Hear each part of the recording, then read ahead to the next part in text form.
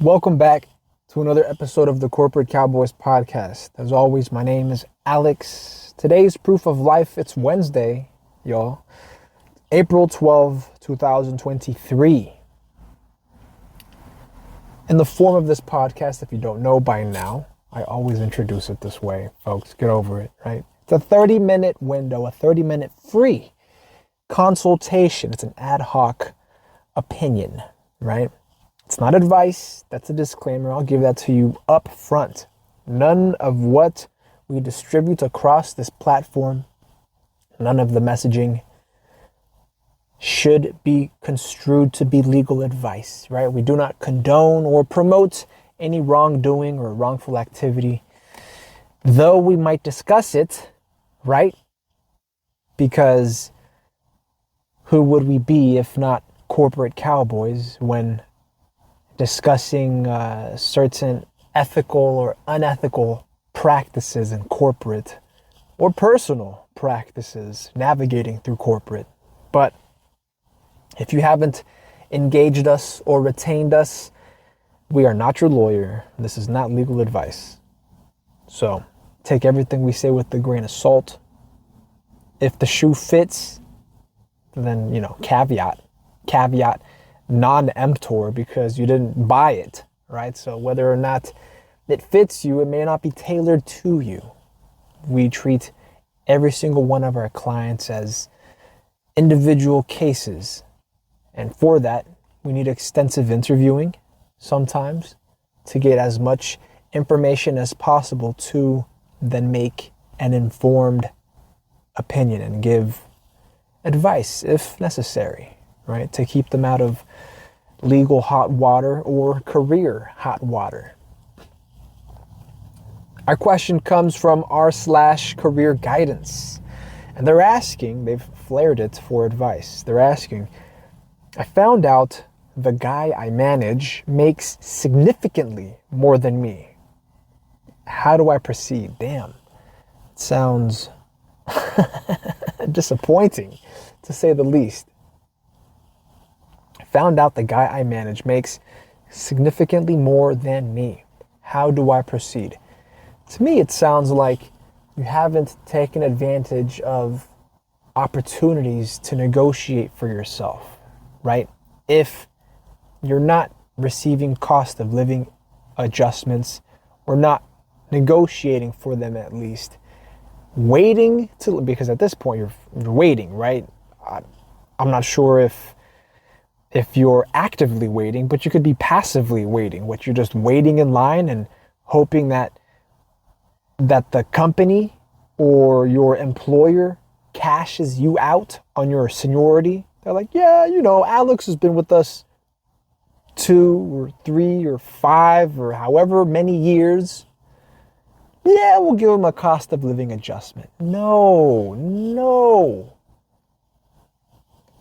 Good managers that care about your personal, professional development, good managers are hard to come by. And even fewer managers are going to look out for your development and pay you commensurately. Pay you what you're worth, right?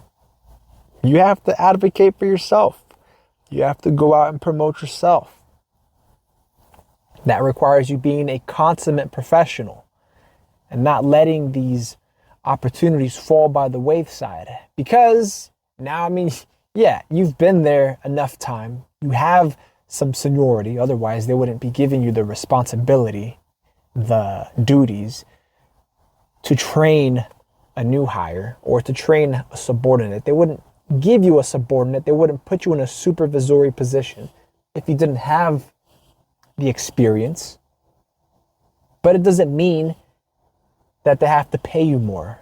You have to get them to pay you more. Now, how you get them to do that, there are a number of ways. On this podcast, we explore the most professional ones. Sure, we may just address the least professional ones, but we mostly recommend the ones that will empower you to conduct yourself like a consummate professional, right?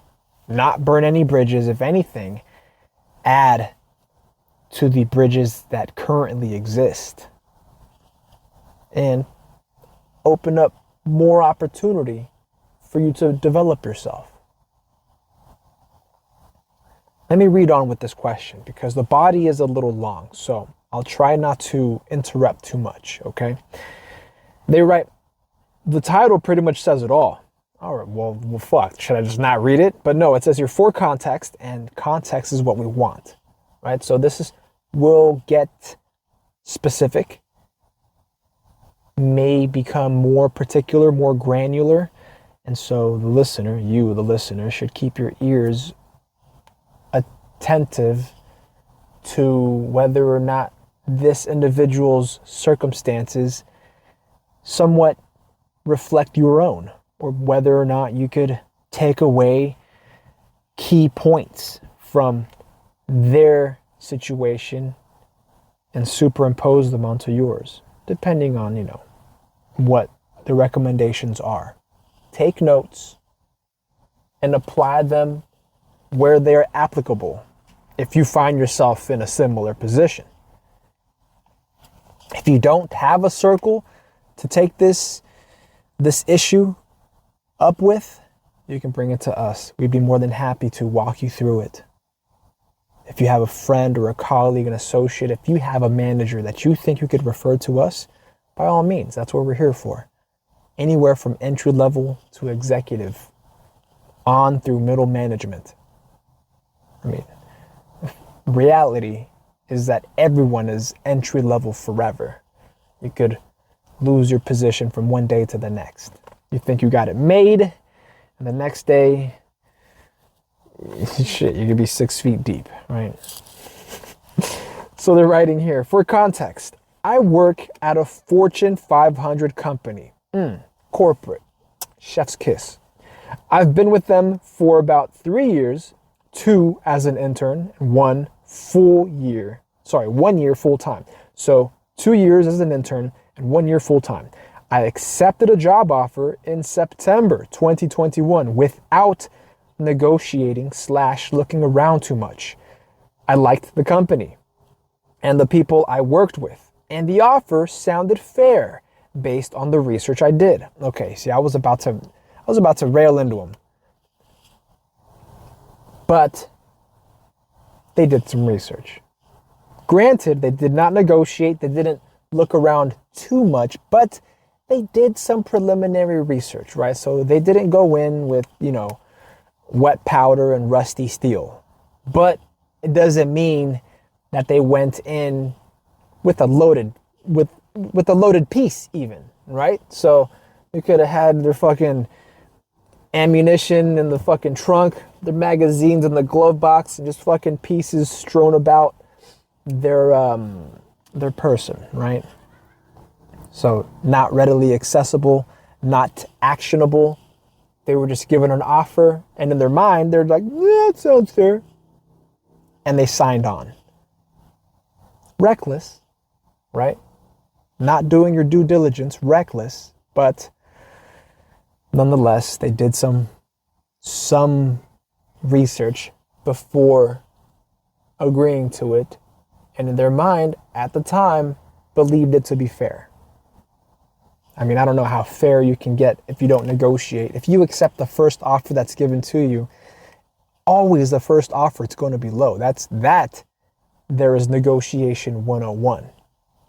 The first offer is always low, and you've got to come back with something that you can justify. If you just say, yeah, sure, you have valued yourself at their lowest offer. Even if you are somebody with $1 billion ideas and $1 million outputs, if you take $100,000 offer, that's what you're worth. You're a $100,000 asset. So they continue. I liked the company and the people I worked with. I see they're already speaking in past tense. They're thinking about leaving. I liked the company and the people I worked with. The offer sounded fair based on the research I did. My starting salary was $65,000, and last week I received my first raise to bump my pay to about $70,000. In my performance review, my boss praised my work and mentioned that they ranked me at the top of my position group. Ranked them at the top of their position group. I mean, if everybody's just saying yes to the first offer they receive, they're probably all getting screwed royally. And our hypothetical client is just getting screwed the least, right? But I digress. I started managing a new hire. I started managing a new hire in January this year, I take it. He's a few years older than me and has the same level of degree as me. That doesn't mean much. He could have more experience regardless of the degree. He spent the last few years working in a completely unrelated industry. Oh, okay, so maybe not the experience we're thinking. He was in game and parks, outdoor type stuff, outdoor type work, while we work in finance. So he's not exactly an experienced hire. I've been managing / training him since he was hired on. It doesn't mean he's inexperienced, right? He could be self-taught, self-educated while he's working in parks and recreation or game and wildlife, whatever it is they were doing previously. They could have been refining their knowledge in finance. So which enabled them to even apply for this position, right? I mean, you've got to have some basic understanding of finance to get a finance job in most instances, unless, your hiring committee or your hiring manager at your firm is just no good at their own job and can't vet candidates appropriately. So they continue. As we were talking on a work trip, I found out he makes around $80K. This is obviously very frustrating since he has less experience, less time with the company, and less responsibilities than me at this point. Damn. So our hypothetical client is getting paid $70K to not only do their job, but train someone else to do theirs, right? And this new hire is making $80K off rip, which tells me one of two things, right? Either average wages have gone up, and so they were hired without giving everybody else this adjusted cost of living, right? Because that's typically what dictates or informs starting wages, a starting salary. Or this candidate, this new hire, negotiated, did not take the first offer they were shown, which is where our hypothetical client dropped the ball. And now they're beginning to experience regret, or they're already experiencing it. They're in the throes of regret. And so they're frustrated. They ask, what's the best course of action here? I'm trying to give my employer the benefit of the doubt, but I'm struggling to figure out why. Oh, you're struggling to figure out. I'm struggling to figure out why they wouldn't bump my pay as well. Dog, it's because you never asked. And they never considered you when hiring this new cat. Why the fuck would they consider what you're getting paid when they're trying to figure out what to offer this new cat? No, let's not offer the new cat $80K because Alex makes a measly $70K. Nah, if Alex knows no better and we're banking on the fact that they won't really talk to each other when we say competitive salaries, it's because people are competing for these salaries. So they're going to bank on the fact that you aren't necessarily sharing that information. If anything, they're trying to cultivate, and this is increasingly almost impossible to do, though I've done it, increasingly difficult, cutthroat environment, cutthroat / collaborative environment, which requires instilling leadership qualities in your employees while at the same time training them to be supportive of one another. That's cultivating a team spirit. That's quintessential to team building, which, again, few managers do. Few and far in between. So, they continue, they write, I'm trying to give my employer the benefit of the doubt, but I'm struggling to figure out why they wouldn't bump my pay as well if they had good intentions. If they had good intentions, they would have either A, paid you fairly from the beginning, from when you were given your offer, right? When they made you an offer, and two, they would have negotiated in good faith if you chose to negotiate when they made you your offer. And because you didn't, I mean, you've necessarily waived that. Oh, now you've got buyer's remorse because you've sold your own self short. Yeah, that's beautiful. Beautiful planning. Now, I don't want to rip too hard on this hypothetical client because let me remind you from the beginning, they must be some kind of K through bachelor's, right? K through 16. If they had no other work experience, they've only got 2 years interning for this Fortune 500 company and 1 year working full time for them. We don't really know their age. We don't know their background, but it tells me that they don't have much experience at all. Maybe in corporate, maybe working, maybe in life. In order for them to open up negotiations or to approach work from a perspective of a consummate professional. That takes time to develop. And that's really what we're all striving to attain, is to develop a spirit of consummate professionalism. So they're young, I get it. Maybe this won't be their lifelong career, but they're going to pull a good stint. And that's if their stint didn't end here at the end of the 3rd year because of a mistake. And yes, it was their mistake, a mistake they made at the beginning of their tenure at this Fortune 500 company. Now they're looking back and maybe thinking or realizing they fucked up. But it might just been a bump on the head and they didn't learn shit because they're over here thinking that I don't know why my pay didn't get bumped up. If new hires are making $80K, making 10 grand more than I am currently, why wouldn't my pay go up 10K?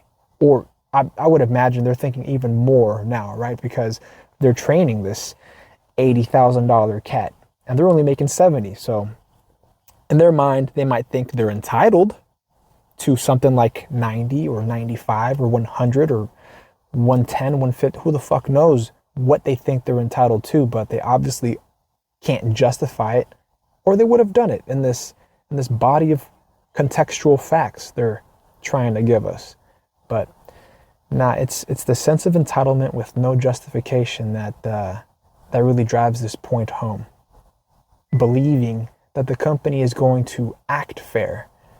Sure, they're being treated fairly, and I think fair enough is you not having negotiated and asserting your professional worth, your professional value, and negotiating, even taking on this duty of training a new hire.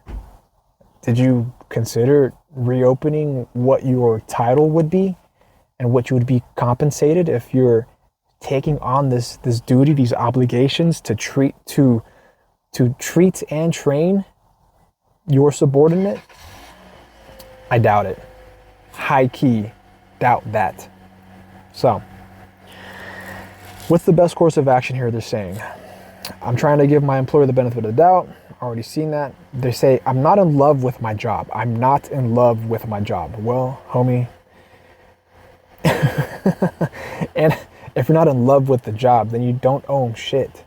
If anything, I'm not going to say you should be demanding of your job, but if you don't have love for the job, if you're not doing your job for the love of the game, I mean, you should be doing your job for the love of your professional development, of your compensation, of your money's worth, of your family. If you have kids to feed, do it for legacy, right? And if you ain't doing that, you're there because you love the company or you love the abuse, one of the two. They write, I'm not in love with my job and have considered leaving before I found out about this. My wife, you see they are married. My wife also works and we could get by on her salary for a few months if needed. Sounds like a bitch move, but if you're not willing to negotiate, I don't know if you're trying to have your wife negotiate her status in the household. I'm thinking about sitting down with my boss, they write, and asking for a big raise. $100,000 to $110,000. And if they don't give it to me, walk away. Yeah, that's really your best course of action at this point. But you've got to back it up and justify this big raise coming to you. Now, if you've been paying attention, you listener, if you've been paying attention, I've laid out certain bullets that you can use. I like that. It's a pun. It's a play on words. I've laid out certain bullet points that you could use as supporting arguments that will justify you receiving more money, right? You've got a cost of living, the fact that you're taking on additional duties, your time with the company, all of that, you could package it. And I'm sure there are other facts that we just haven't dug into because we don't have the hypothetical client in front of us to interview them with more depth. But I'm sure you could package this into this big raise, into justifying it, and at least get you the opportunity for a review, an evaluation, and potentially a negotiation. The clients that I've worked with in the past have done exactly that. And we could even go through what a mock interview or a mock evaluation would look like if necessary. But you've got to be on your A game. If you weren't on your A game going into this arrangement, right, when you were given your agreement, when you were given the first offer and you just blindly accepted to it, that's, I think, one strike against you. But it doesn't mean you're out of the running completely, right? I tell all of my clients, I tell everyone I associate with, right? They should know what they're signing. And if they're not reading it, then hand it over and we'll read and interpret it for you so that we can outline the points that you could then negotiate, either in your favor or to at least be of mutual benefit, right? Don't get bent over and screwed just because you don't want to read your agreement or you don't want to put yourself in an uncomfortable situation of negotiating. It's not uncomfortable, right? It shouldn't be uncomfortable. Your worth is something you should be confident in and not uncomfortable. So they write, what's the best way to approach this conversation about the big raise, or this ultimatum apparently, because if they're not given this big raise, then they'll just walk away, or so they claim. What's the best way to approach this conversation, or is there a better way to go about this? Since the guy works under me, I can see his pay information and could bring this up without throwing him under the bus in any way. Thanks in advance for the advice. Now, I think if